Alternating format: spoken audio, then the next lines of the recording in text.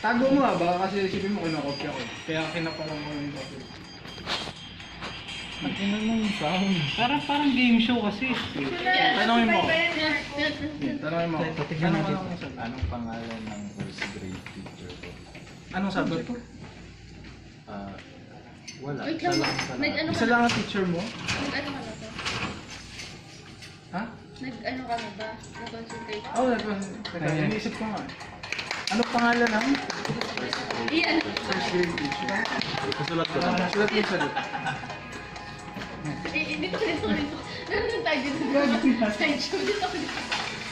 Yung name lang. Name lang. Hindi na wala dalawang. May magic, may magic. Hindi, kailangan same, Tira. kailangan nakaganito siya. Sira na. Sige, kaya pa. Ilagay mo nakaganyan. Nakita mo na eh. Ilagay mo muna hindi, basta may tanong mo nakaganyan. Pero nauna pa rin naman siya. Nauna pa rin ako nagsulat eh. Nauna ko, ganyan. Paano pa ganyan? Kailangan nakaganyan, nakapatong. Kasi nga, Revealing. kasi nga, ang sinusulat ko lang dyan sa ilalim is yung code para makopy yung nasa taas. Yan. Next question. Oh, reveal ko lang answer. Hindi, mamaya. Ano ba yan? Ipapatong mo nga lang. Hirap na ako. Ayun, Wala akong tama. sarap. Hindi nga nakaganito nga. Nakaganyan. Ganyan nga. Tama nga. Tama, okay. Kilala ko yung teacher mo eh. Okay. Next question. Uy, kunin mo yung papel mo. Ayan, next question. Ano ba?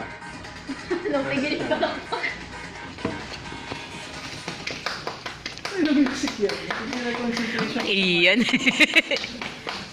More support. Bossing. Yung higher boss. Kaya, bossing! Happy birthday, bossing. Favorite This is mine. na PRB. na food. Oh, favorite food. Favorite food. Ano ko, nasa ko sa'yo. Sabi niya sa'yo. Hindi ba Shanghai yung gusto niya?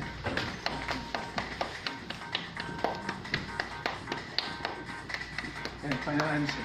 Yan ulit. Reveal ko lang. Oh, nakapatong. Katulad. Ano hindi Same nakagano, nakagano. No? Same lang din ako. Next question. Ako naman magtatanong ng question sa'yo.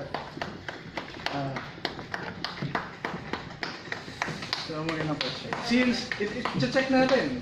Color light sa ulo. Anong kulay ito? Anong kulay ito? Pink. Diyan. Sulat mo yung sagot mo. Diyan. Lagay ko dito Oo. blue.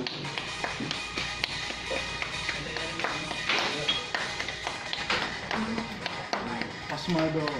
Ipatong mo ulit dyan. So, ito yung tissue ko. Patong